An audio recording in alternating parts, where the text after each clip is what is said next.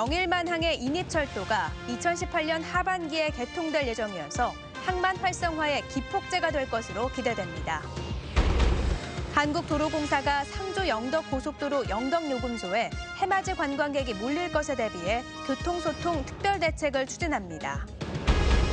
경주시가 소규모 농가에 가금류 2만 마리를 매입해 자율적으로 도태시킬 예정입니다. 네, 시청자 여러분 안녕하십니까? 포항 MBC 뉴스데스크입니다. 영일만항이 물동량 감소로 존폐 위기에 놓였습니다. 2018년 하반기에는 영일만항 인입철도가 개통될 예정이어서 항만 활성화의 기폭제가 될 것으로 기대됩니다. 이규설 기자가 분석해봤습니다. 인입철도가 없는 항만은 한팔만 사용하는 복싱 선수와 같다는 말이 있습니다. 철도 운송이 육상 운송보다 훨씬 더 저렴하기 때문입니다.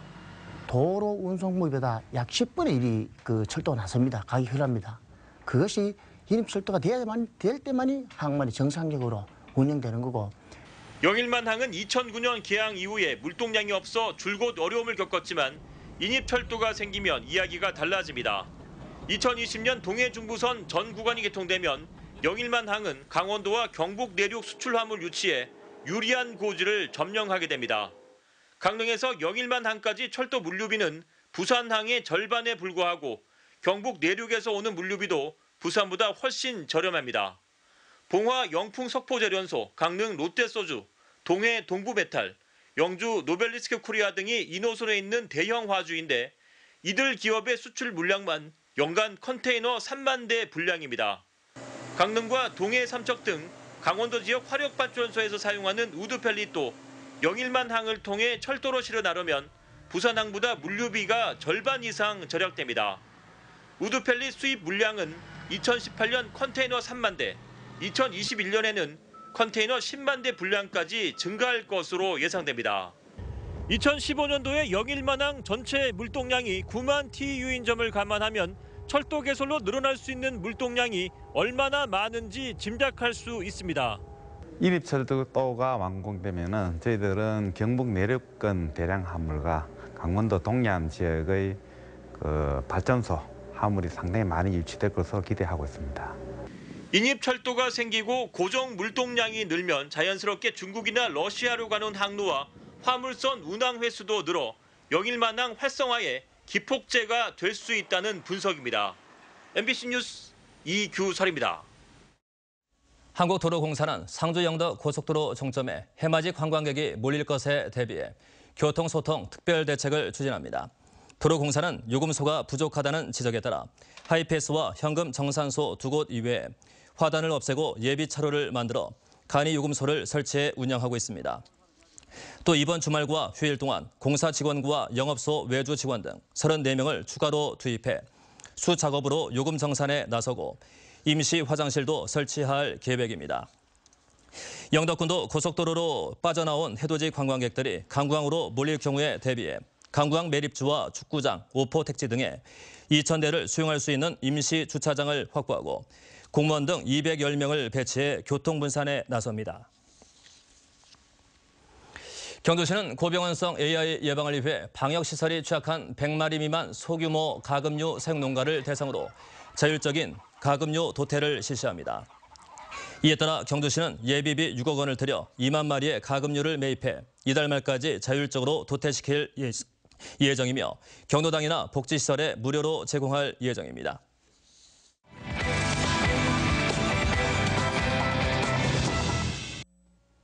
프랑스 젊은 미술가들의 작품을 소개하는 전시가 경주에서 열리고 있는데요. 동물과 인간을 주제로 한 다양하고 참신한 시선들을 느낄 수 있습니다. 김민주 아나운서입니다. 그림 속 또 하나의 그림 앵무새입니다. 2개의 그림은 마음대로 떼고 붙일 수 있어 추상과 구상, 평면과 설치 작품의 경계를 허물고 있습니다. 프랑스 작은 마을의 일상을 찍은 영상 작품은 동물과 더불어 살아가는 삶을 익살스럽게 담았습니다. 흩어졌다 다시 모이기를 반복하는 철새떼는 음악에 맞춰 주는 군무를 연상시킵니다. 참여 작가들은 인간과 동물의 관계를 다양한 시각으로 그리고 풀어내고 있는데 이것은 그들에게 내재된 것이기도 하고 또는 신화적 형태를 차용을 해서 형태를 나타내기도 하는 전시라고 보시면 될 것 같아요. 한국과 프랑스의 수교를 기념해 기획된 이번 전시는 프랑스에서 추천한 4명의 대표 작가가 참여했습니다. 참여 작가 중 한 작가는 열흘간 경주에 머물면서 직접 벽화를 그렸습니다. 전시작은 30여 점으로 현재 프랑스 미술계의 분위기를 반영하듯 설치와 영상 작품이 주를 이룹니다. 미술관 2층에서는 한 이란 문화교류의 해를 기념해 이란에서 선보였던 한국 작품들을 만날 수 있습니다. 이 밖에 포항시립미술관에서는 철이 전하는 메시지와 스틸 드로잉전이 열리고 있으며 경주예술의 전당 전시홀에서는 그 남자 그 여자전이 이어집니다. MBC 뉴스 김민주입니다. 울진 금강송 산지농업 시스템이 농림축산식품부로부터 국가 중요 농업예산 7호로 지정됐습니다. 울진 금강송은 1680년 조선 숙종 6년 왕실 황장봉산으로 지정된 이래 정부 보호림으로 관리되면서 2001년 경복궁 복원 때 140그루가 공급되는 등 주민들이 과거부터 내려오는 전통 지식과 자급자족 농업 시스템을 활용해 보존해오고 있습니다. 국가 중요 농업유산 지정으로 울진 금강송 산지농업 시스템에는 3년간 국가 예산 15억 원이 투입돼 경관 보전과 다양한 관광 상품, 프로그램 개발 등이 이루어집니다.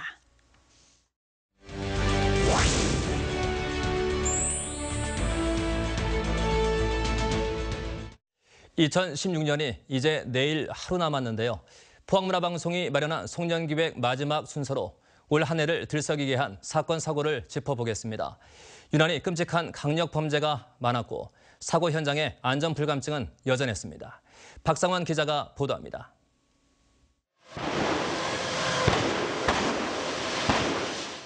올해도 안전 불감증이 불러온 사고가 잇따랐습니다. 지난 8월 경주시 안강읍의 한 폐가스통 처리업체에서 불이 나 가스통 천여 개가 연쇄 폭발했습니다. 사고 당시 현장에 있던 근로자들은 재빨리 대피해 인명피해는 없었지만 인근 야산으로 불이 옮겨 붙고 주민 수십여 명이 대피했습니다. 제가 일하는 그 책상이 떨릴 정도로 굉장히 큰 폭발이었어요. 폭발이 약 100회 이상은 계속 났던 것 같습니다. 지난달 3일에는 포항시 유광정수장 인근 도로에서 통신 케이블 작업을 하던 2명이 차에 치여 사망하는 일이 발생했으며 앞서 10월에는 울릉도 정수장 공사 중 터파기를 해둔 흙더미가 무너져 근로자 1명이 매몰돼 숨졌습니다. 끔찍한 강력 범죄도 잇따랐습니다. 지난 7월 포항시 죽도동의 한 아파트 거실에서 흉기를 휘둘러 자신의 어머니를 살해하고 동생을 다치게 한 30대 남성에게 징역 18년의 중형이 선고됐습니다. 경찰 조사 결과 이 남성은 정신질환인 조현병을 앓아온 것으로 드러났습니다. 앞선 3월에는 포항시 죽도동의 한 원룸에서 함께 살던 여자친구와 그녀의 친구를 흉기로 찔러 살해한 20대 남성이 무기징역을 선고받기도 했습니다. 같은 달 포항시 지곡동의 한 대형마트 주차장에서는 40대 주부가 교환들에게 납치됐다가 돈을 빼앗긴 사건이 발생해 지역사회에 큰 충격을 줬습니다. 아무 대책이 없잖아요. 그렇죠. 특히 여자분들이 그런 일을 겪었을 때 위험할 것 같아요. 도로뿐만 아니라 바다에서 벌어지는 보복 운항이 사회적 문제로 떠오르기도 했습니다. 올해 초 대게조업이 한창인 영덕 앞바다에서는 어업구역과 조업 방식을 놓고 신경전을 벌이다 일부러 다른 배를 들이받는 이른바 보복 충돌로 배가 부서지고 선원들이 다치는 일이 벌어졌습니다. 갑자기 박았으니까 그래 배 오는 거 아저씨 기둥이나 잡고 피했을 건데 일하고 나무 무상 상태에서 박아가지고 막 엉덩이 쳐지고 나는. 이 밖에 어린 대게와 암컷 대게의 불법 포획도 끊이지 않는 가운데 암컷 대게 전문 식당까지 적발됐습니다. MBC 뉴스 박상환입니다.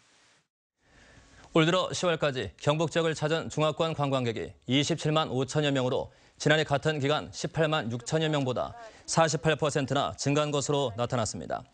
지난해 전체 중화권 관광객은 20여만 명으로 올해는 연말까지 30만 명이 넘을 것으로 추산됩니다. 중화권 관광객이 늘어난 것은 지난 2월 대구 경북 방문의 해 선포를 시작으로 상하이 한중문화관광축제와 현지 홍보설명회 등 맞춤형 관광상품의 개발 등이 주요했기 때문으로 분석됩니다. 경상북도는 대한민국 테마여행 10선에 선정된 선비문화권구와 해돋이 역사기행을 중심으로 핵심 관광지를 집중 육성해 중화권과 동남아 관광객을 적극 유치할 계획입니다. 내년부터 장기 미집행 도시계획시설에 대한 재산권 행사가 쉬워집니다. 경상북도는 도시계획시설로 결정됐지만 10년 이상 집행되지 않은 시설에 대해 토지 소유자가 도시계획시설 결정 해제를 직접 신청할 수 있다고 밝혔습니다. 도내에는 도로와 공원 등으로 묶여 있지만 장기간 집행되지 않은 면적이 102.7제곱킬로미터에 이르고 있습니다. 포항시는 중소기업의 경쟁력 강화를 위해 올해 1,100억 원인 정책 자금을 내년에 1,300억 원으로 늘려 지원합니다. 이에 따라 이자 차익 보전금도 올해 30억 원에서 내년에 34억 원으로 늘려 편성했습니다. 또 매출액에 관계없이 6억 원까지 융자 추천했던 우대 기업에 대해 매출액의 2배까지 융자 추천해 중소기업의 자생력을 강화하기로 했습니다. 문화재청 한국매장문화재협회는 올 한 해 동안 전국 문화재 발굴 현장 1,300여 곳을 일반인들에게 공개해 6,400여 명이 유적을 관람했다고 밝혔습니다. 현장을 공개한 문화재는 경주 월성구와 황룡사 남쪽 담장 유적지, 대구 구암동 고분군 등으로 유적 발굴 현장에 문턱을 낮춰 문화재 보호를 위한 공감대 확산에 큰 도움이 될 것으로 기대됩니다. 동국대 경주 캠퍼스는 다음 달 2일부터 닷새 동안 2017학년도 편입생을 모집합니다. 모집 분야는 일반 편입 25개 학과와 학사 편입 27개 학과 등으로 모두 349명을 선발하며 복수 지원이 가능하고 입학 후 첫 학기에 전과가 가능합니다. 이 밖에 서울 캠퍼스 복수 전공부와 학점 교류 제도가 시행되고 이공계와 예체능계 편입생에 대해서는 장학금 혜택도 주어집니다. 맑은 날이 이어지고 있습니다. 내일부터 기온도 조금씩 오르겠는데요. 올해 해돋이는 맑은 하늘 덕분에 보기 수월하겠습니다. 송혜림 기상캐스터입니다. 2016년 마지막 평일이 지나고 있습니다. 주말 동안 새해가 오겠는데요. 2017년 정유년은 맑은 날씨로 시작되겠습니다. 마지막 해넘이와 새해 해돋이 모두 대체로 맑은 하늘 속에 보실 수 있겠습니다. 낮부터 기온도 조금씩 오르고 있습니다. 내일 아침은 영상의 기온으로 시작하겠고요. 낮 동안 포항이 9도까지 오르겠습니다. 모레인 새해는 기온이 조금 더 오르겠습니다. 낮 동안 10도 내외까지 오르겠는데요. 그래도 해돋이 보는 새벽에는 날이 추우니까요. 보온에 신경 쓰시기 바랍니다. 포항의 마지막 해넘이 시각은 오후 5시 18분, 새해 첫 해돋이 시각은 아침 7시 33분입니다. 자세한 내일 날씨 알아보겠습니다. 경북 동해안 지역 내일은 구름 많다가 점점 적어지겠습니다. 아침 기온 울진과 영덕이 0도, 포항 2도, 경주 영하 1도고요. 낮에는 8, 9도까지 오르겠습니다. 울릉도와 독도 지역도 구름 많다가 점점 구름의 양은 적어지겠습니다. 울릉도의 아침 기온 3도, 낮 기온 6도고요. 독도의 아침 기온 6도, 낮 기온 8도가 예상됩니다. 동해상에도 구름만 끼겠습니다. 바다의 물결은 최고 3m까지 일겠습니다. 당분간 맑은 날이 이어지겠고요. 낮 기온도 10도를 웃돌겠습니다. 날씨였습니다. 네, 이상으로 12월 30일 금요일 포항 MBC 뉴스데스크 마치겠습니다. 여러분 고맙습니다.